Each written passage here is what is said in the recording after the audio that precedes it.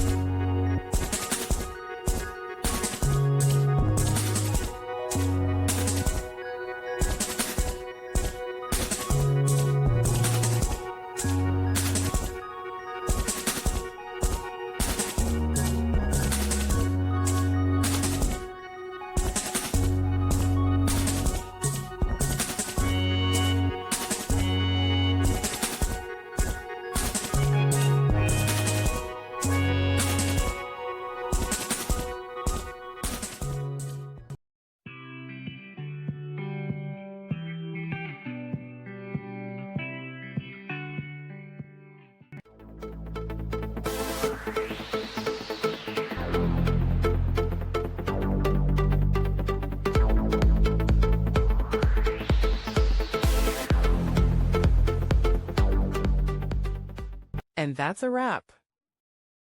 I hope you found the answer you were looking for. If you did, take a second to hit that subscribe button. It really helps out. And let me know in the comments which solution worked best for you. See you next time in the debug zone.